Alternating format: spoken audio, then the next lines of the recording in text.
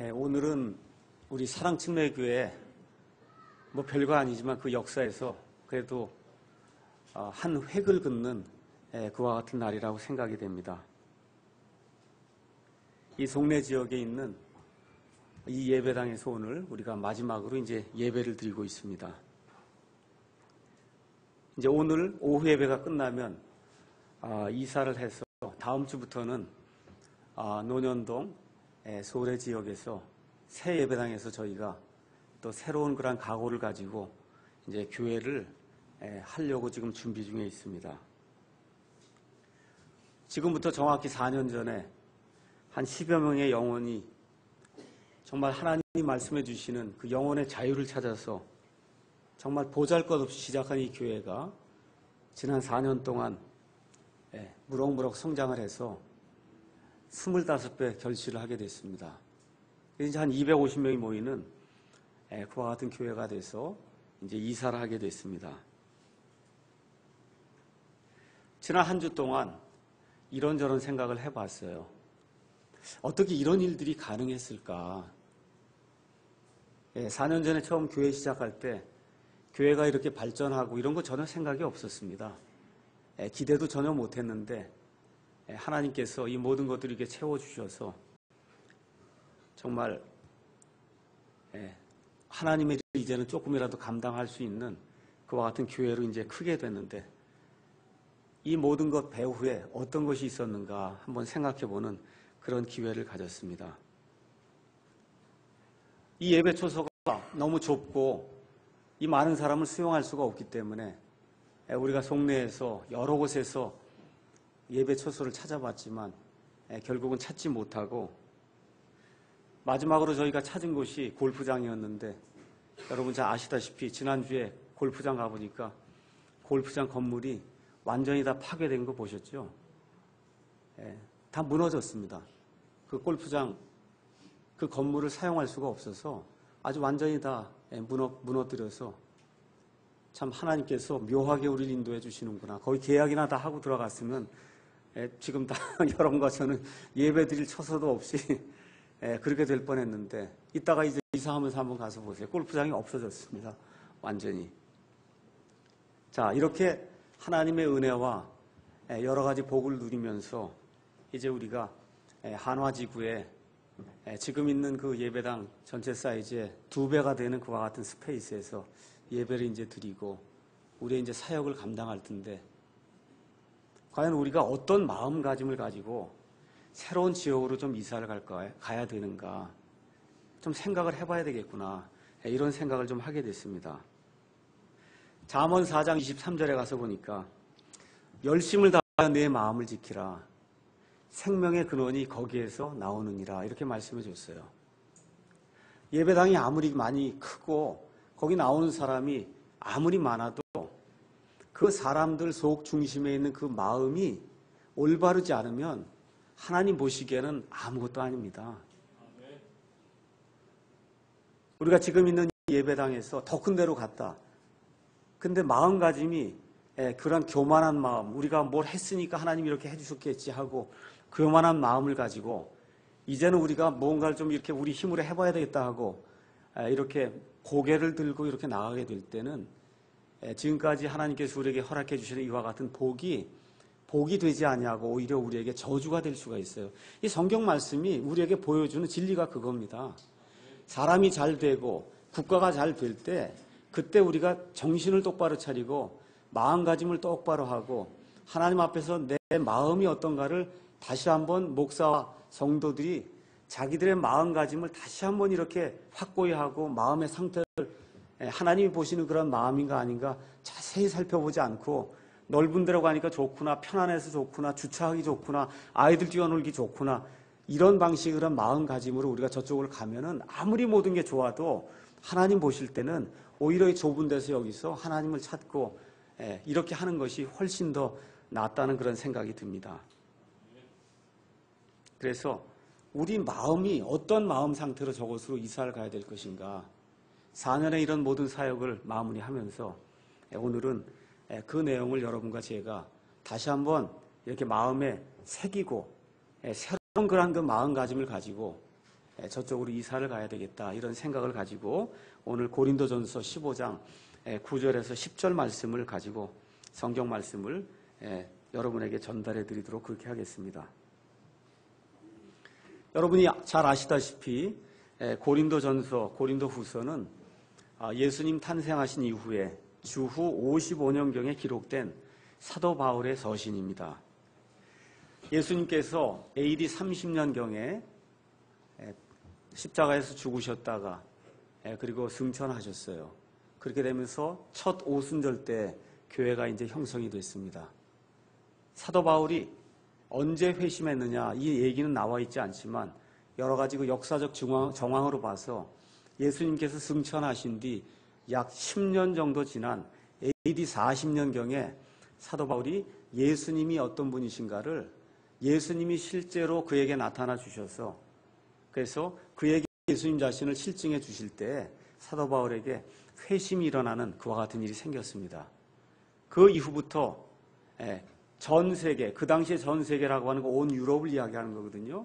그 로마 제국의 거의 모든 도시를 다니면서 하나님의 말씀을 선포하는 가운데 지금 여기 나온 게 55년경에 이 고린도 전설이 이제 기록을 하게 됐고 사도 바울이 1차, 2차, 3차 전도여행을 다니는 가운데 AD 52년경에 제2차 선교여행을 하면서 여기 고린도라고 하는 고린도는 지금 어디에 있느냐 하면 아테네 바로 옆에 있습니다. 그래서 그 당시에 그리스는 크게 두 개 구역으로 나눌 수가 있었습니다. 윗부분은 마케도냐, 지금도 마케도냐입니다. 이름이 마케도냐. 아랫지역은 아가야 이렇게 불렀습니다. 그래서 마케도냐의 수도라고 할 수 있는 데는 데살로니카, 지금은 데살로니키 그렇게 부릅니다. 데살로니카라고 하는 지역이 있고 이 남쪽 지역의 수도는 아테네가 아니고 고린도였어요. 그 정도로 고린도라고 하는 그런 도시가 이 그리스에서는 1등, 2등 가는 그와 같은 커다란 도시였는데 이 고린도는 항구 도시예요. 좋은 항구를 두 개를 가지고 있었는데 그 중에 한 항구의 이름이 여러분이 잘 알고 있는 겐그레아라고 하는 그와 같은 항구입니다.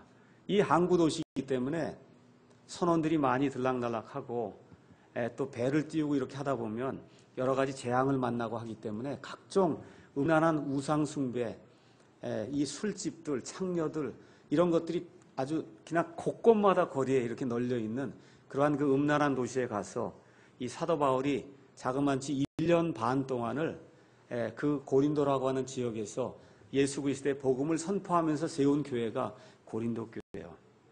그래서 고린도 교회를 이제 세우고 난 이후에 사도 바울이 그 교회를 떠나서 다른 지역으로 선교를 계속 다녔습니다. 다니는 가운데 고린도 교회 안에 이러이러한 문제가 굉장히 많습니다. 라고 하는 그런 소식을 접하고 그래서 고린도 전서라고 하는 불후의 명작을 남기게 됩니다.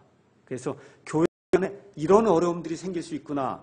교회 안에 생길 수 있는 어려움의 그 종류를 여러분이 살펴보시고 그걸 어떻게 해결할 것인가를 알고 싶으시면 고린도 전서를 읽으시면 됩니다. 이 고린도 전서 오늘 이제 15장을 읽었는데 15장은 여러분께서 잘 아시는 대로 부활장입니다.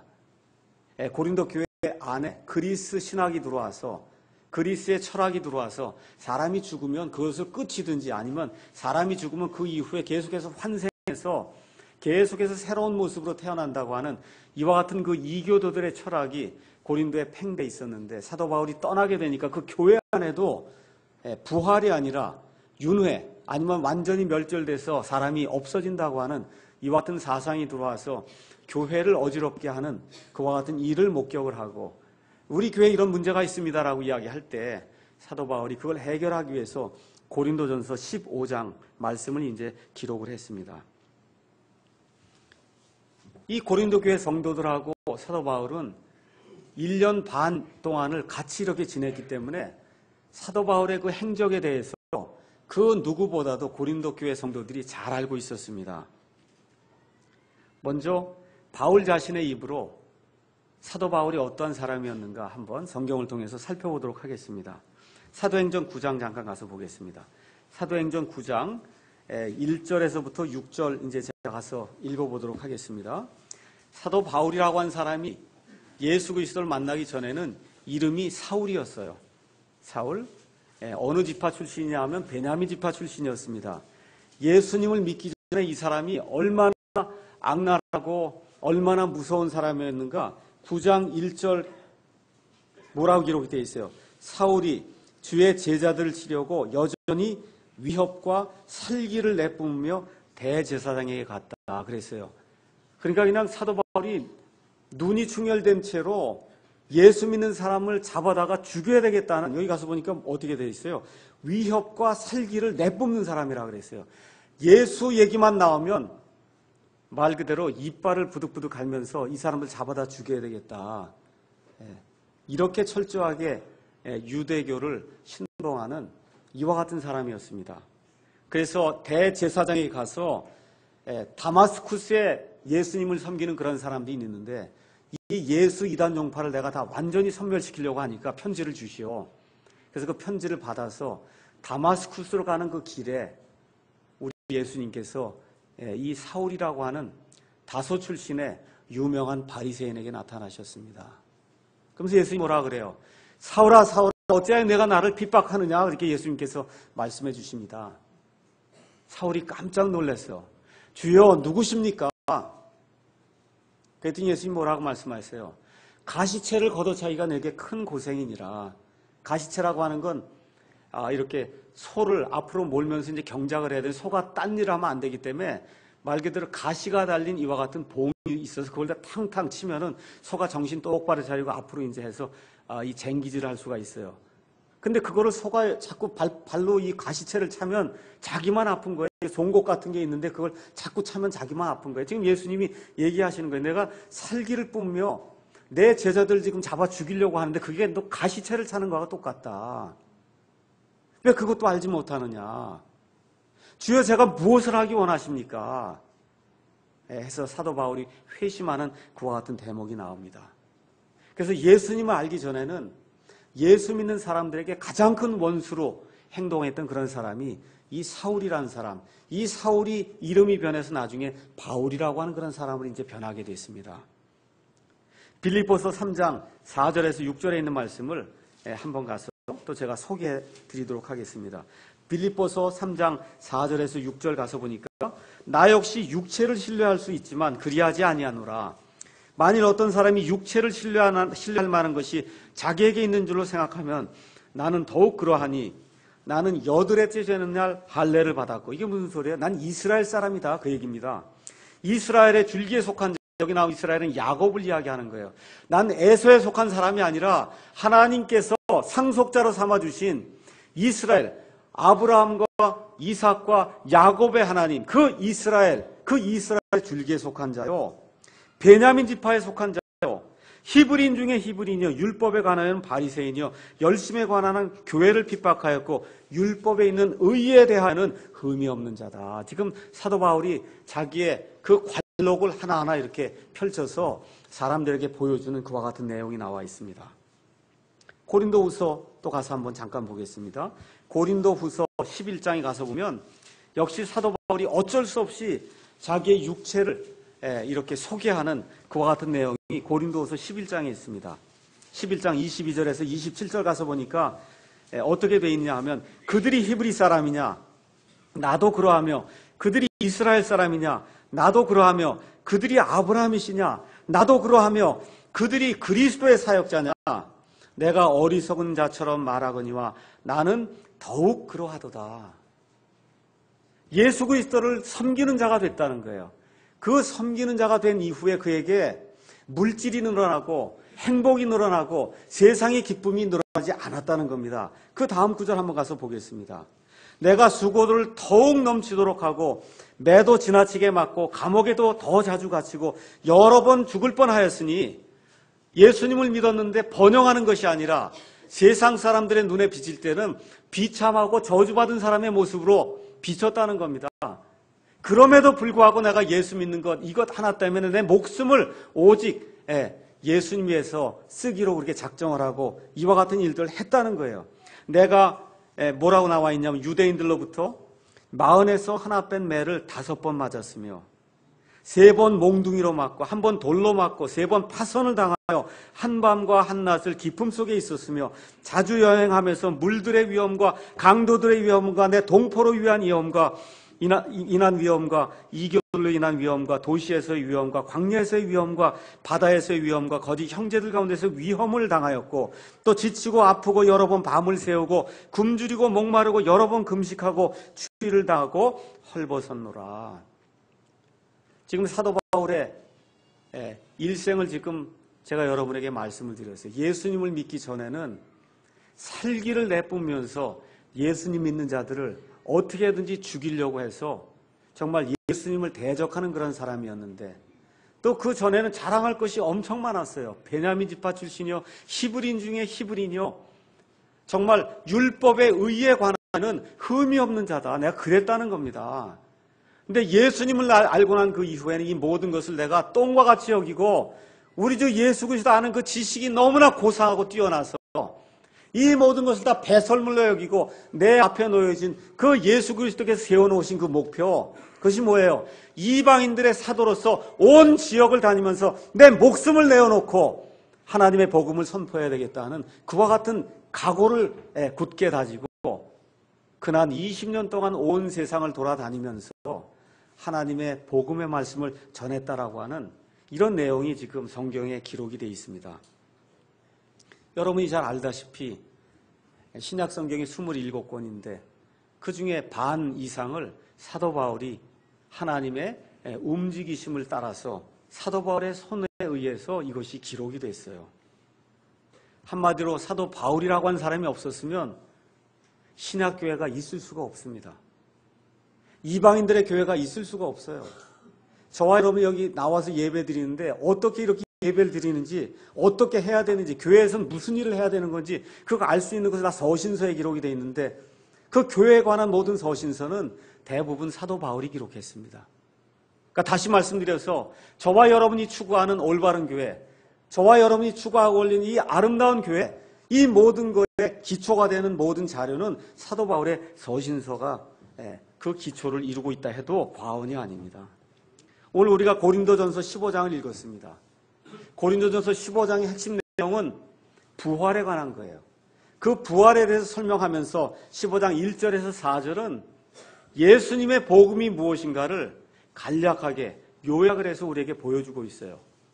성경 기록대로 우리 예수님께서 십자가 달려 죽으시고 묻히셨다가 성경 기록대로 우리 예수님께서 부활하셨다는 것, 이것이 우리의 복음의 핵심이고 이게 부활하신 것으로 끝나지 않고 모든 사람들에게 확증을 주시기 위해서 우리 예수님께서 그 제자들과 그 다음에 500의 형제들과 주의 형제 야고보와 이걸 쭉 언급을 하면서 맨 마지막에 가서 정말 사도라 불릴 자격이 없는 나에게까지 예수님이 부활하신 그 몸을 보여주셔서 내가 부활의 사한 증인이 되었다 라고 하는 그런 고백이 지금 15장 1절에서 지금 10절에 기록이 되어 있는 겁니다.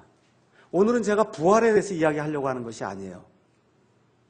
오늘 우리가 이제 이 교회를 떠나서 새로운 빌딩으로 가서 거기에서 이제 새롭게 사역을 이제 시작하려고 하는 그러한 그 시점에 와 있습니다. 이 말씀을 통해서 오늘 15장 9절 10절을 통해서 우리는 성숙한 그리스도인이라면 어떤 마음의 자세를 가져야 되는가, 그 내용을 제가 여러분에게 보여주고 싶은 거예요. 여기 가서 보니까 뭐라고 되어 있어요? 8절에 15장 8절 맨 마지막에는 정한 때를 벗어나서 태어난 자 같은 내게도 보이셨다. 우리 식으로 얘기하면 10달도 애가 나와야 되는데 정한 때를 벗어났다 그러니까 10달 전에 나올 수도 있고 10달 후에 나올 수도 있는 거거든요. 그렇게 되면 잘못될 가능성이 많잖아요. 그렇죠? 이렇게 쉽게 얘기하면 별 볼 일 없이 정말 별것도 아닌 이 사람에게도 나타났다고 하면서 자기 자신을 조금 쭉 낮추면서 뭐라고 얘기하느냐, 나는 사도들이 많이 있는데 그 사도들 가운데 가장 작은 자다. 내가 하나님의 교회를 핍박하였으므로 사도라 불리기에 합당치 못한 사람이다. 근데 10절에 뭐라고 얘기해요? 하나님의 은혜로 말미암아 내가 지금의 내가 되었으니 내게 베푸신 그분의 은혜가 헛되지 아니하여 내가 그들 모두보다 더 많이 수고하였으되, 맨 마지막에 뭐라 그래요? 내가 아니요 내가 수고한 것이 아니요 오직 나와 함께 하신 하나님의 은혜로다. 그래서 오늘 설교 제목을 하나님의 은혜로다라고 하는 이 설교 제목을 가지고 사도 바울이라고 하는 이러한 그 성숙한 그리스도인 그 모습을 살펴보면서 하나님의 은혜가 무엇이고 우리 사랑침례교회에 부어주신 은혜가 무엇이고 앞으로 저쪽 논현동 지역으로 옮겨가서 우리가 어떠한 정신 자세를 가지고 마음의 태도를 가지고 하나님을 섬기고 주변에 있는 그러한 그 성도들 섬길 수 있을 것인가, 그것을 생각해보는 한 시간을 갖기 위해서 제가 오늘 이 말씀을 선정했습니다. 바울은 10절에서 자기의 모든 것을 다 비웠어요. 너무나 많은 일을 한 사람입니다. 근데 뭐라 그래요? 내가 아니요 오직 하나님의 은혜로다. 저와 여러분의 모토가 이게 돼야 되는 거예요. 내가 아니요 오직 나와 함께 하신 하나님의 은혜로다. 이것이 죽을 때까지, 우리가 임종할 때까지 이것이 우리의 믿음 생활의 모토가 되어야 된다. 저는 그렇게 이제 여러분에게 말씀드리고 싶습니다. 이것이 바로 사도 바울의 위대함이요. 내가 무엇을 했습니다. 자기를 드러내지 아니하고 사도들 중에 내가 가장 작은 자로서 그나마 이 일 행한 것도 다 내가 아니요 오직 나와 함께 하신 하나님의 은혜로. 얼마나 멋있어요. 이게 성숙한 그리스도인의 언어다, 그 얘기입니다. 저와 여러분이 말을 사용할 때 내가 드러나면 이미 그건 끝난 거예요. 성숙한 그리스도인, 성령님의 이 충만함으로 가득한 그런 그리스도인의 언어 생활이 이렇게 나와야 된다는 겁니다.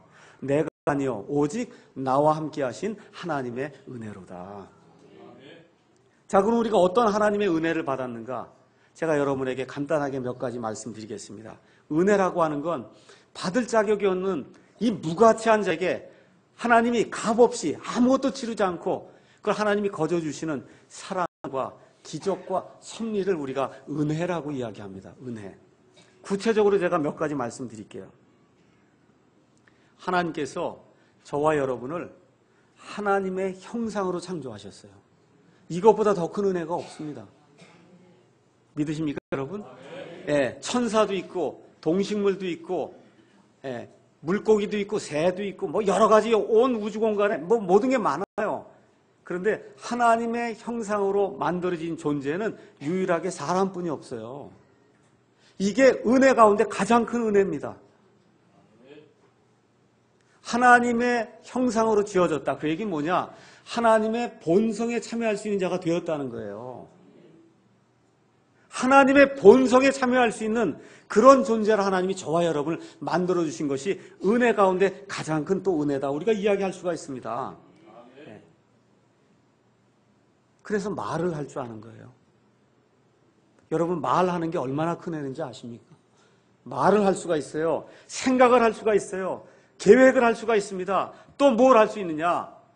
영혼이라고 하는 그런 시간이 우리에게 있다는 것을 알아차릴 수 있는 그와 같은 능력을 하나님이 우리에게 부여해 주셨어요. 심지어 믿지 않는 사람도 영혼이 있다는 걸 알고 있어요.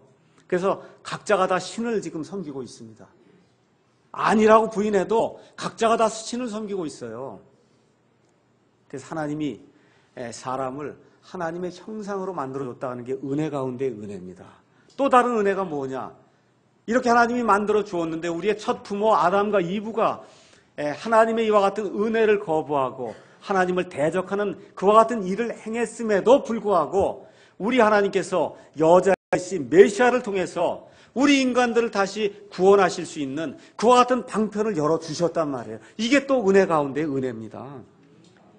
그래서 아담의 이 타락 이후에 그 이후에 태어난 모든 사람은 아담의 형상으로 지어져서 이 땅에 태어나지만 그럼에도 불구하고 범법과 죄 가운데서 죽은 상태로 태어나요. 하나님하고 교통할 수 없는 그런 상태로 태어나지만 우리 하나님께서 이와 같이 어둠 가운데 속해 있는 이 인간을 불쌍히 여기셔서 하나님이 이 땅에 사람의 몸을 입고 오셔서 사람을 구원할 수 있는 그와 같은 은혜를 우리에게 베풀어 주셨습니다. 그래서 이 메시아 예수 그리스도를 통해서 사람이 다시 한번 하나님의 본성에 돌아갈 수 있는 그와 같은 길을 하나님이 마련해 주셨어요. 이게 은혜입니다. 창세기 3장 15절에 나와 있는 그 말씀 그대로 은혜예요. 셋째 또 은혜가 뭐냐? 이 은혜는 세상의 다른 종교같이 엄청난 노력을 요구하지 않습니다. 내가 이걸 해야 구원받는다. 내가 저걸 해야 구원받는다. 죽을 때까지 선행을 해야 구원받는다. 끝이 없는 이와 같은 것들을 하나님이 요구하지 않습니다.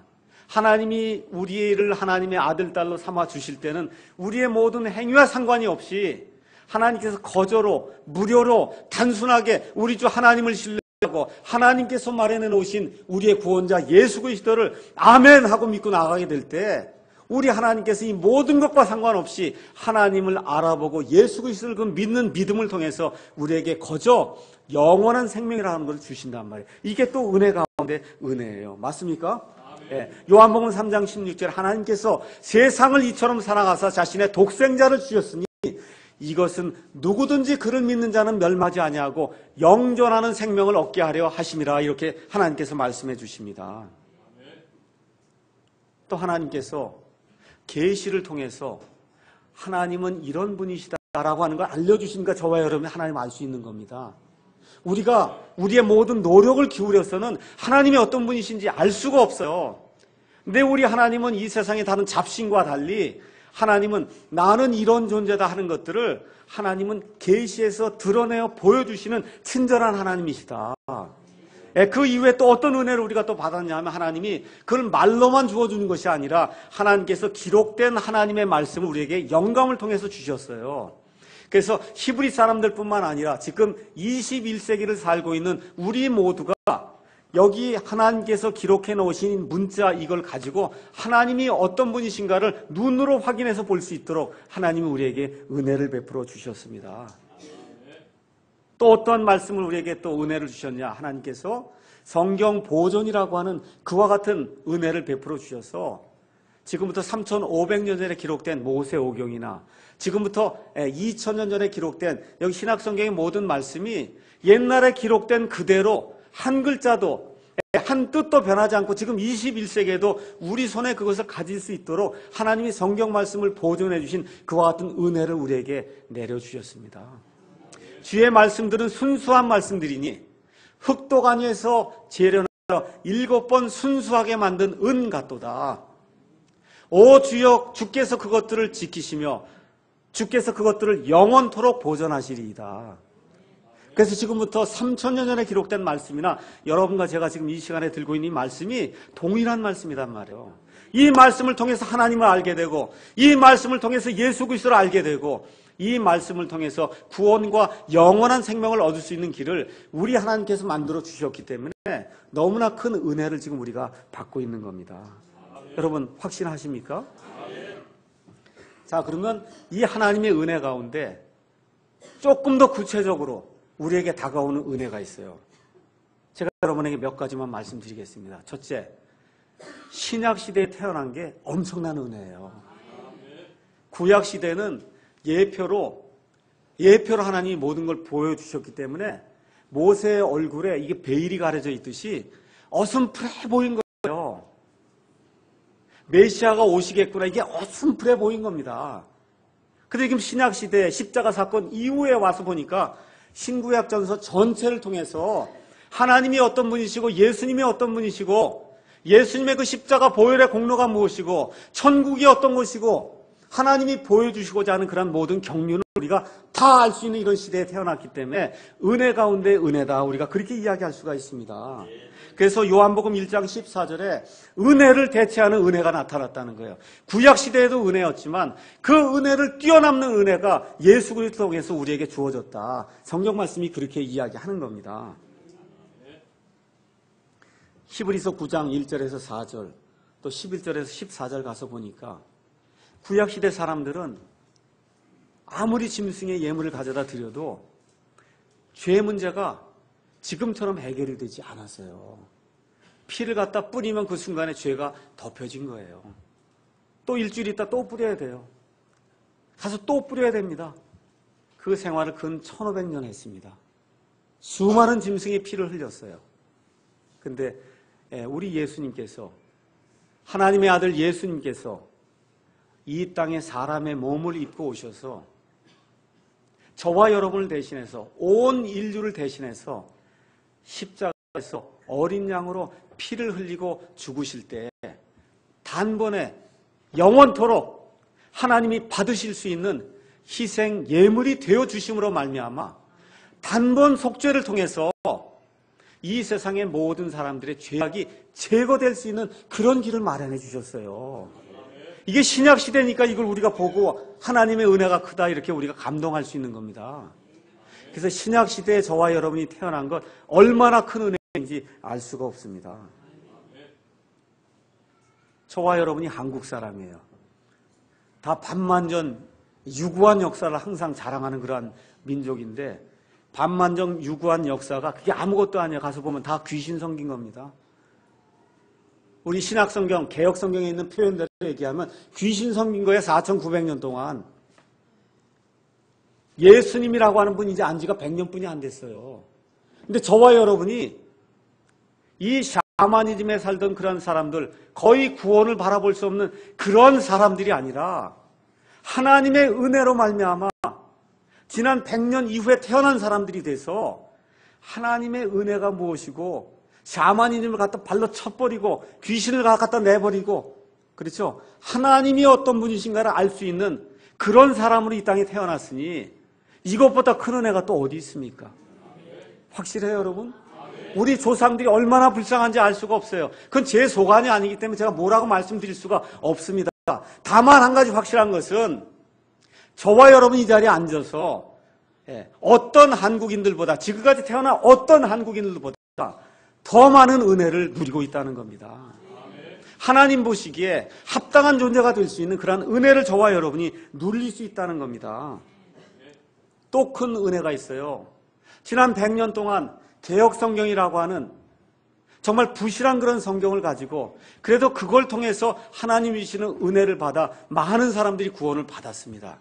근데 이 안에 샤머니즘으로 가득한 용어가 들어있고 도저히 이게 무슨 말인지 알 수 없을 정도로 성경이 애매모호하게 된 그런 상태에 있었는데 여기 앉아있는 여러분은 지난 20년 동안에 여러 사람들의 그런 수고의 결과로 하나님께서 온전하게 보존해 주셔서 샤머니즘의 용어가 하나도 없이 하나님의 모든 것을 올바로 알 수 있는 킹제임스 성경을 여러분 손안에 하나님이 완전하게 보내준 이 성경을 지금 이 시간에 들고 여기 하나님의 말씀이 완전한 것이 있습니다라고 선포할 수 있는 이런 시대에 살고 있으니까 얼마나 큰 은혜입니까?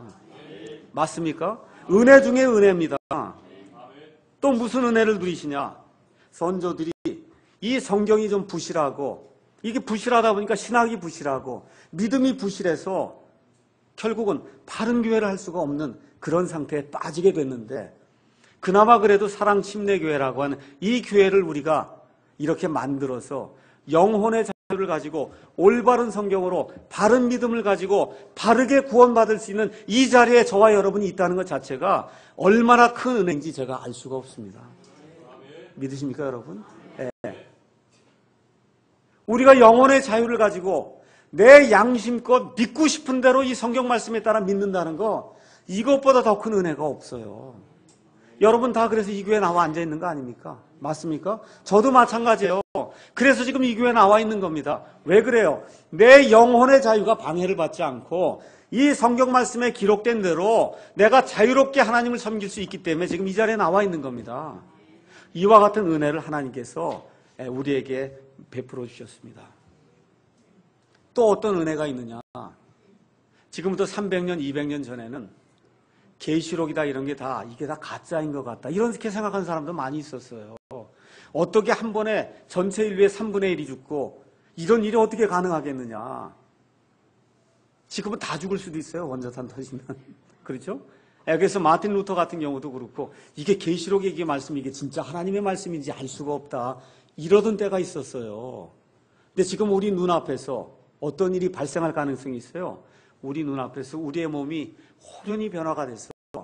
하늘에서 나팔 소리가 울릴 때 여기 데살로니가 전서 4장에 기록된 대로 고린도 전서 15장에 기록된 대로 눈 깜짝할 사이에 우리 몸이 이 예수님과 마찬가지로 영화로운 몸으로 변해서 하나님 앞에 설 수 있는 이런 복된 시간 안에 우리가 지금 살고 있다는 것도 은혜입니다. 다른 사람들은 이거에 참여하려고 해도 해보지 못하는 거예요. 여러분 그런 소망 가지고 있습니까? 우리 그 소망 가운데 살고 있는 겁니다. 근데 단지 세상이 적그리스도의 세상이 되어가기 때문에 세상 사는 건 굉장히 어려워요. 16세기, 17세기는 세상 사는 건 좋았어요. 자연도 좋았고 환경도 다 좋았는데 지금 그게 나쁩니다. 근데 우리에게 큰 소망이 있어요. 날이 갈수록 소망이 커져요. 왜? 세상이 악해지고 악해지면 악해질수록 우리의 소망은 날이 갈수록 더 새롭게 되고 커지고 확실해져요. 왜 그래? 성경에 있는 그대로 이루어지기 때문에. 그래서 눈 깜짝할 사이에 하나님의 나팔 소리가 나게 될 때 우리 몸이 호련히 변화될 수 있는 그러한 소망이 우리 가운데서 직접 이루어질 수 있는 이 시대에 살기 때문에 은혜 가운데 은혜다. 우리가 그렇게 이야기할 수가 있습니다. 맞습니까? 예. 자, 이 시간에는 마지막으로 목사와 우리 성도들이 받은 그 은혜에 대해서 제가 잠깐 말씀드리겠습니다. 제가 홈페이지에도 올렸듯이 제가 인하대학교에 이제 부임한 지가 만 20년이 됐습니다. 1982년도에 이제 제가 대학을 졸업했으니까 그리고 이제 캐나다 유학을 갔는데 그때부터 따지면 이제 30년이 된 겁니다. 지난 30년 동안 뭐 사람이 얼마나 살 수 있는지 알 수는 없지만 그냥 평균적으로 7, 80세를 산다고 했을 때 제 인생의 황금기 만 20살서부터 지금 한 50세 이제 될 때까지 지난 한 30년 동안 하나님이 저를 통해서 어떤 일들을 이루셨는가 제가 전혀 기대하지도 못했는데 지금 이 시간에 어떤 사람이 되어 있는가를 제가 잠깐 간증을 하겠습니다. 82년도 9월에 제가 캐나다에 유학을 갔습니다. 그 유학 갔는데 많은 사람들이 생각하는 그런 좋은 대학도 아니고 캐나다 동쪽에 한국 사람들이 있다는 것조차도 알 수가 없는 뉴 브런스윅이라고 하는 조그만 그런 그 주가 있는데 가봤더니 한국 사람이 저하고 하나 또 있더라고요. 학생이. 제가 온 다음에 한국 학생이 하나 더 늘었어요. 이런 데 가서 공부를 했습니다. 2년 동안 이제 석사 다 마치고 미국에 이제 들어오려고 제가 이제 메릴랜드 대학에 이제 공과대학에 입학이 돼서 들어가려고 비자를 신청했더니 제 아내가 이제 미국 영주권을 받아서 제 아내는 이민을 간 사람이고 저는 유학을 간 사람인데 결혼을 했더니 너도 이민자가 된다 이렇게 얘기를 해서 그래서 어쩔 수 없이 이민 서류가 다 통과가 돼서 이민 비자를 받아야만 너는 미국에 들어가지 못한다는 거예요. 그래서 부랴부랴 또 이제 입학 원서를 내서 그래서 캐나다 서쪽에 있는 캘거리라고 하는 데 가서 제가 6개월 동안 살면서 박사과정을 이제 시작했다가 거기서 이제 딸을 낳고 그리고 또 하나님의 은혜로 바로 1985년도부터 메릴랜드 대학으로 이제 정식으로 들어와서 3년 반 동안 이제 공부를 하고 그래서 이제 박사학위를 다 받게 됐습니다. 그 3년 반 동안에 박사학위 받는 동안에 제 인생에 여러 가지 것들이 많이 결정이 됐습니다. 그 기간에 구영재 선교사님이라고 하는 훌륭한 그런 선교사님을 알게 돼서 제 인생에서 처음으로 종교와 복음이 무엇인가를 확실하게 느낄 수 있는 그런 계기를 갖게 됐어요. 아, 지금까지 내가 구원받았어도 종교 생활을 했구나. 그 종교의 대표적인 게 천주교회입니다. 종교 생활하는 그와 같은 집단 중에 우리가 보통 슈퍼 2단이라고 하는 데가 지금 이게 천주교예요. 예수님 얘기하고 무슨 교회라고 얘기하는데 실제로 아닌데 가장 큰 그 세력이 천주교예요. 이 구영재 선교사님을 통해서 종교와 복음이 무엇이고 그래서 천주교의 그 정체가 무엇이고 이런 것들을 알게 되면서 취익 출판사라고 하는 그런 출판사를 통해서 많은 책들을 읽게 됐어요. 뉴에이지 책도 읽게 되고 이단 종파들에 대한 책도 읽게 되고 킹제임스 성경과 현대 역본들의 문제가 있다는 그런 여러 가지 책들을 접하면서 그러면서 신학도 정립이 되고 내가 믿는 바가 무엇인가 성경을 문자 그대로 읽어야 되겠구나. 이런 모든 것들이 그 박사과정 하는 약 3년 반 동안에 저에게 이렇게 형성이 돼서 그 이후에 또 하나님께서 은혜를 베풀어 주셔서 메릴랜드 대학 졸업한 이후에 4년 동안 또 교수 생활을 그쪽에서 하면서 이런 모든 것들을 종합적으로 이렇게 취득할 수 있는 이와 같은 그러한 계기를 갖게 됐습니다.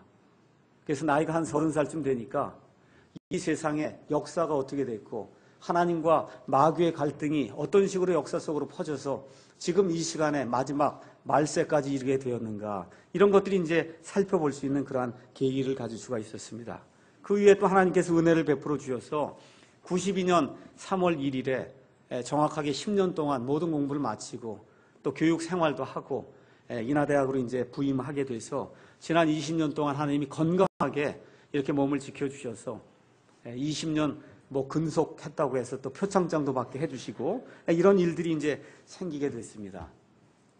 근데 그 지난 20년 동안 92년도 3월에 한국에 들어온 이후에 지난 20년 동안 저의 삶 속에서 너무나 많은 것들이 바뀌기 시작했습니다. 제 인생의 가장 황금기라고 할 수 있겠죠. 만 30에서부터 만 50세까지가 어떤 일을 가장 활발하게 능률적으로 할 수 있는 그러한 때인데 그 20년 동안 성경과 교회 문제로 인해서 많은 갈등과 아픔을, 영적인 갈등과 영적인 아픔과 육신적인 것과 같은 아픔을 다 겪게 됐습니다. 첫째, 성경에 대해서 제가 말씀드리면 어째서 한국 교회들은 지난 100년 이상 성경에 대해 갈등을 하지 않고 이렇게 교회를 할 수 있을까? 그게 제 머릿속에서 떠나지 않는 거예요. 이 성경이 이렇게 부실한데 신학교에 교수들이 그렇게 많은데 교회가 5만 개가 된다고 하는데 목사가 10만 명, 15만 명이 된다고 하는데 어떻게 성경을 이렇게 맞춤법도 하나 맞추지 못한 채 성경을 이걸 가지고 이게 하나님의 말씀입니다 하고 선포할 수 있을까? 이게 머릿속에 떠나지 않는 그와 같은 의문이었어요. 성경이 이렇게 부실하다 보니까 사람들 구원해야 되는데 이 구원을 어떻게 할지 알 수가 없다 보니까 너무나 많은 구원에 관한 그와 같은 오류가 생기게 되고 성경이 이렇게 왜곡되어 있다 보니까 각종 샤머니즘적인 이와 같은 풍토가 이 교회 안에 형성이 돼서 이게 정말 예수님의 교회인지 마귀의 교회인지 알 수가 없을 정도로 교회가 지금 타락해 있는 이런 상태에 있는데 어떻게 많은 사람들이 이거에 대해서 무엇인가 조치를 강구하지 않고 계속해서 좋습니다 하고 이 교회를 다닐 수가 있을까? 이게 머릿속에 떠나지 않는 그와 같은 의문점이었어요. 시편 11편 3절에 가서 보니까 기초들이 무너지면 의인이 무엇을 할 수 있으리요? 이렇게 시편 기자가 기록을 하고 있거든요. 저와 여러분의 기초는 이것뿐이 없습니다. 이 말씀뿐이 없어요. 근데 이 말씀이 왜곡이 되고 이 말씀이 올바로 번역이 안 되고 이 말씀이 이교도들의 샤머니즘으로 가득 차 있으면 여기서 하나님 아버지를 찾는다고 하는 것, 예수 그리스도를 발견해서 성경에 기록된 대로 구원을 받고 성경에 기록된 대로 우리가 믿음을 실행하는 것이 너무너무 어려운 거예요. 이 기초가 똑바로 돼 있지 않으면. 지금 100년이 넘었는데도 이 기초가 아직도 똑바로 돼 있지 않는 가운데 50만 명이 넘는 교회가 있다고. 그런데 도대체 이게 무슨 교회인가? 이런 갈등이 끊이질 않는 겁니다. 목사와 신학교수는 도대체 뭐 하는 사람들인가? 부실한 성경과 부실한 신학교와 부실한 교회로 인해 수많은 이들이 고통받는 걸 왜 아무도 살펴보지 않는가? 이런 생각 많이 했습니다. 여기에 딱 맞는 찬송가가 찬송가 256장이에요. 가사만 제가 한번 잠깐 보겠습니다. 찬송가 256장은 석진영이라고 하는 중학교 여교사가 1950년 이 북한의 침범으로 말미암아 6.25 전쟁이 생겼을 때 우리가 모든 것을 다 잃어버리고 지금 부산에 내려가서 사람들이 말 그대로 그 부산 한 지역만 남기고는 몽땅 지금 공산화된 이런 상태에서 이 가운데 이 석진영이라고 하는 이 여교사가 지은 이와 같은 그 노래가 지금 256장이에요. 눈을 들어 하늘 보라. 어지러운 세상 중에 곳곳마다 산영의 탄식 소리 들려온다. 빛을 잃은 많은 사람 길을 잃고 헤매며 탕자처럼 기진하니 믿는 자여 어이할꼬. 이제 우리가 다 같이 한번 읽어볼까요? 눈을 들어 하늘 보라. 어두워진 세상 중에 외치는 자 많건만은 생명수는 말랐으라. 죄를 대속하신 주님 선한 일꾼 찾으시나 믿는 자여 어이할꼬.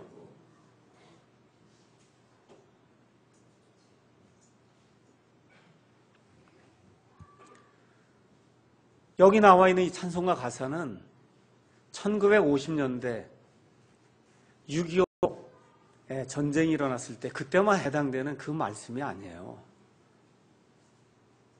여기 나와 있는 가사 1절, 2절, 3절, 4절이 지금 한국 교회를 위해서 주시는 하나님의 말씀입니다. 외치는 자는 많은데 생명수가 없다는 겁니다.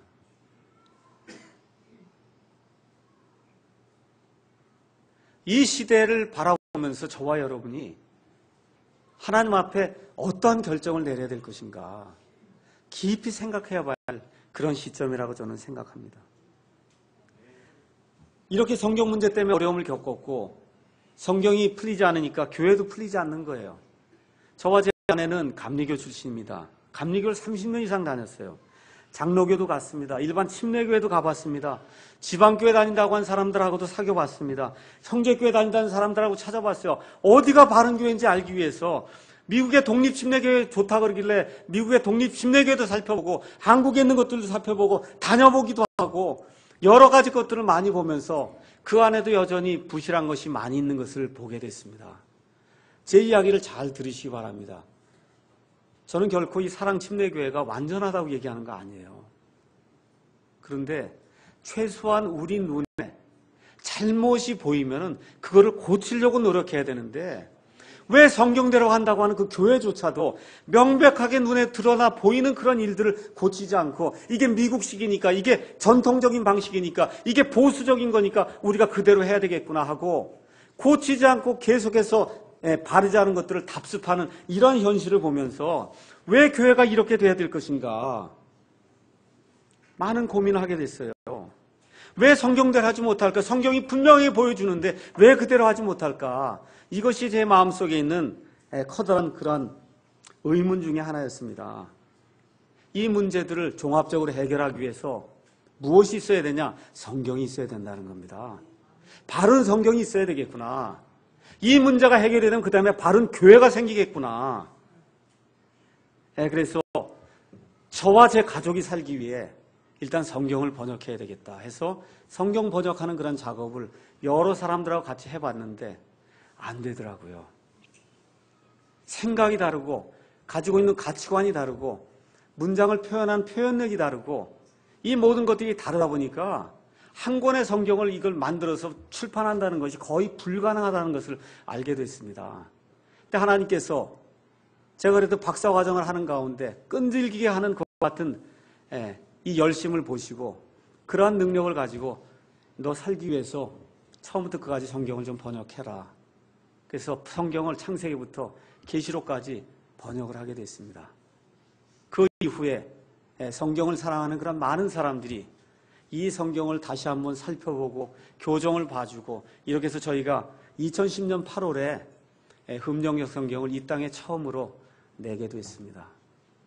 그 이후에 지난 11년 동안 4번에 걸쳐서 이 교정 작업을 했습니다. 많은 어려움이 있었고 형제들 가운데 갈등이 있었고 오해도 있었고 많은 사람들 친구 가지고 있다 다 잃어버렸지만 그럼에도 불구하고 지금 2011년에 하나님께서 킹제임스 성경 400주년 기념판을 우리에게 허락해 주셔서 올바른 교회를 할 수 있는 그런 초석이 될 수 있도록 하나님이 만들어 주셨어요. 근데 다시 한번 제가 여러분께 말씀드리는 것은 어떤 계획이나 어떠한 원대한 포부를 갖고 성경을 번역한 게 아니라는 거예요.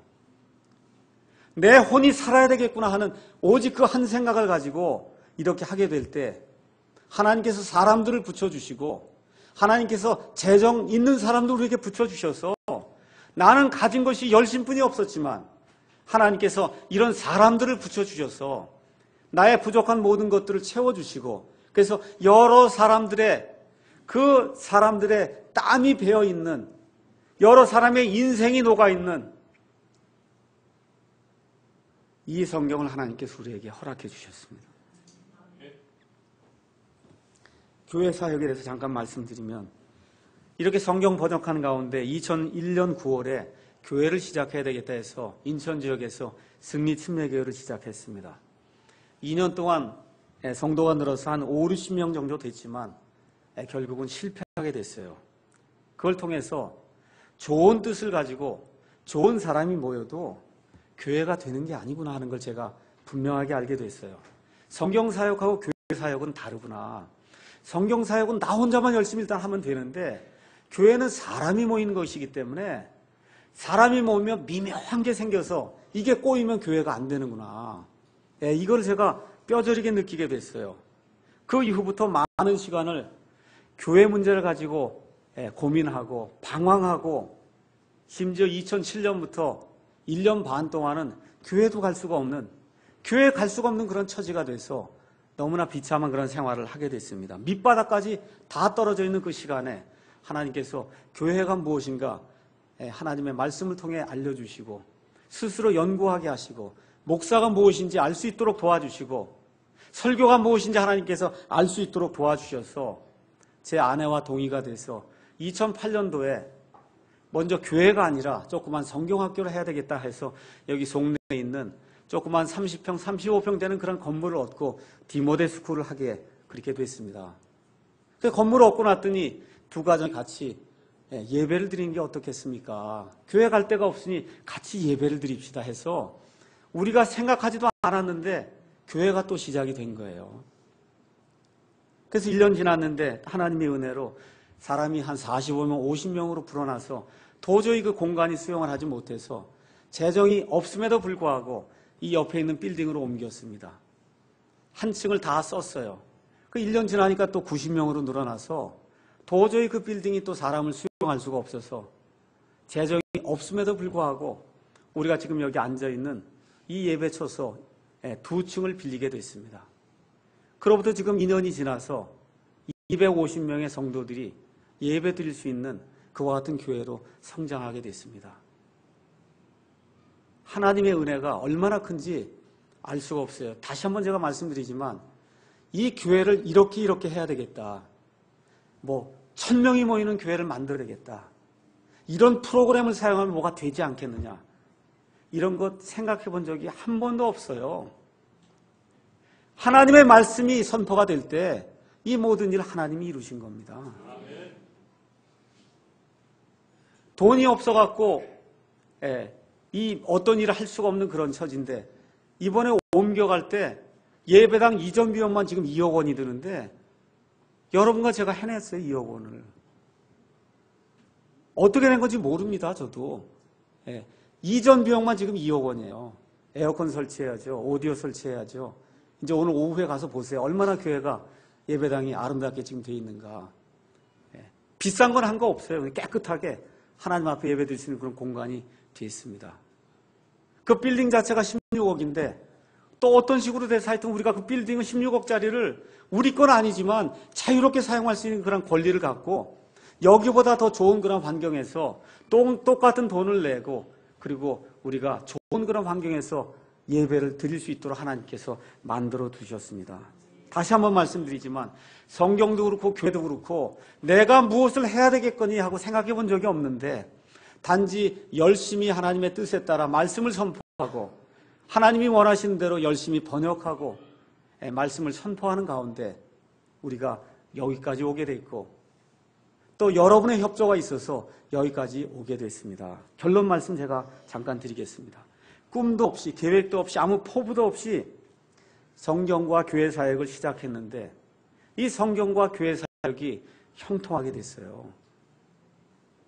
이건 마음대로 볼 수 있는 성경이 우리 앞에 있고 마음대로 예배 드릴 수 있는 공간이 우리 앞에 지금 생기게 된 겁니다. 그래서 하나님 앞에 감사를 드리고 감사와 더불어 제가 염려의 말씀을 드리고자 하는 거예요. 이 교회의 부흥이 누구 때문에 이루어졌다고 여러분 생각하십니까? 목사 때문이라고 생각하시면 안 됩니다. 나 때문이다. 내가 그래도 헌금을 하지 않았느냐.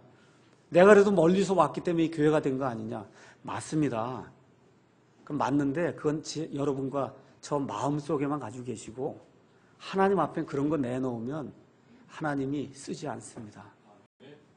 하나님은 마음이 겸손한 자를 찾으세요. 그래서 마음이 교만해지면 그러면 백전백패하게 되어 있습니다. 성경 말씀이 보여주는 구체적인 증언이에요. 백전백패예요. 마음이 교만해지면 백전백패합니다. 그래서 우리가 저쪽 지역으로 이사 갈 때에도 여러분에게 제가 부탁드리고 싶은 것은 나 목사를 포함해서 우리 성도 여러분이 하나님 앞에 겸손해질 대로 겸손해지면 그러면 흥하게 될 것이고 저와 여러분이 내가 그래도 무언가 했구나 하고 고개를 들고 하나님 앞에 나가게 되면 백전백패하게 된다는 거예요. 오늘 말씀 가서 다시 한번 저하고 같이 읽어보도록 하겠습니다. 10절 말씀 먼저 개인에게 적용하는 그런 말씀으로 읽고 10절 말씀 다 같이 한번 읽으면서 여기 나오는 내가 나다 이렇게 생각하시고 사도 바울이 아니고 나다 이렇게 생각하시고 10절을 한번 같이 읽어보겠습니다. 하나님의 은혜로 내가 지금의 내가 되었으니 내가 베푸신 그분의 은혜가 헛되지 아니하여 내가 그들 모두보다 더 많이 수고하였으나 내가 아니요 오직 나와 함께 하신 하나님의 은혜로다. 여기 앉아있는 저와 여러분이 이 고백 죽을 때까지 하셔야 되는 거예요. 내가 아니요 오직 나와 함께 하신 하나님의 은혜로 내가 구원을 받아 하나님의 자녀가 되었고 여기 나와 앉아서 교회를 하는 것, 이 모든 것이 내 힘이 아니라 하나님의 은혜로 되었습니다. 이 고백이 저와 여러분의 개인적인 고백이 되기를 하나님의 이름으로 축원합니다. 10절 말씀이 이제 나 대신에 사랑 침례교회로 집어넣어서 읽도록 하겠습니다. 하나님의 은혜로 사랑 침례교회가 지금의 사랑 침례교회가 되었으니 사랑 침례교회에게 베푸신 그분의 은혜가 헛되지 아니하여 사랑 침례교회가 그들 모두보다 더 많이 수고하였으나 사랑 침례교회가 아니요 오직 사랑 침례교회와 함께 하신 하나님의 은혜로다. 그래서 마음속에 이것을 확고히 가지시고 이제 속내를 떠나서 저쪽 노년지구에 갈 때도 내 힘이 아니라 하나님의 은혜로 우리가 모든 것을 이루겠사오니 하나님의 성령님의 충만함을 우리에게 허락해 주셔서 하나님의 뜻을 온전히 이루는 사랑 침례가 될 수 있도록 주님께서 도와주시기 바랍니다라고 하는 이러한 간절한 심령을 가지고 우리 모두가 저쪽으로 옮겨가게 될 때 하나님이 부어주시는 그러한 은혜가 이 교회와 그 다음에 여러분의 가정과 여러분 각자 개인에게 풍성하게 임하실 줄로 확신합니다. 기도하겠습니다.